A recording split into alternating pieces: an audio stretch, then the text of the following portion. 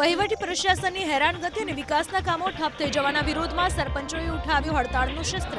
જૂનાગઢ જિલ્લાના મેંદરડા તાલુકાના 42 ગામના સરપંચોએ આજે તાલુકા પંચાયત કચેરી પર અચોક્કસ મુદ્દતની ભૂખ હડતાળ પર ઉતર્યા। સરપંચોનો આરોપ છે કે વહીવટી પ્રશાસન જાણી જોઈને વિકાસના કાર્યો રોકી રહ્યું છે, જેના લીધે પ્રજામાં તેમની છબી ખરડાઈ રહી છે। સરપંચ યુનિયનના ઉપપ્રમુખનો આરોપ છે કે છેલ્લા 5 મહિનાથી ગામડામાં થયેલા કામોના એક પણ બિલ ચૂકવવામાં આવ્યા નથી। 6 મહિનાથી નવા કામોની ફાઇલો પણ ધૂળ ખાઈ રહી છે। આ અંગે સરપંચોએ જિલ્લાના રાજકીય આગેવાનો, ધારાસભ્ય, તાલુકા પંચાયતના પ્રમુખને પણ રૂબરૂ મળીને રજૂઆત કરી। આગેવાનોની હાજરીમાં જિલ્લા વિકાસ અધિકારી આશ્વાસન તો આપે છે, પરંતુ આજ દિન સુધી કોઈ પણ પ્રકારના બિલ મંજૂર કર્યા નથી।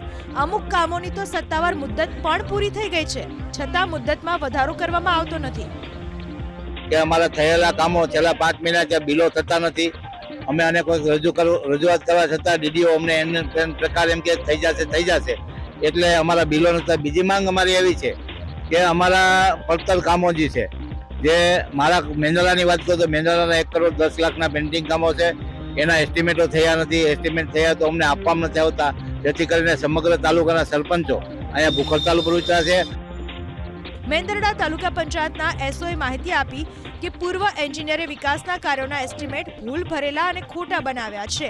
માર્ગ અને મકાન વિભાગના નિયમ મુજબ જે તે એન્જિનિયરે જે કામ કરાવ્યું હોય તે જ તેનું બિલ બનાવી શકે અને માપણી પણ તે જ કરી શકે, જેથી આ બિલો પેન્ડિંગ રાખવામાં આવ્યા છે।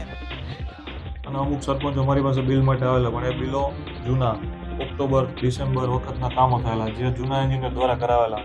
આરએમબીના નિયમ પ્રમાણે જે કામ જે તે એન્જિનિયરે કરાવેલા હોય તેને જ તેનું બિલ કરવાનું હોય, તેના માપો તે જ લઈ શકે।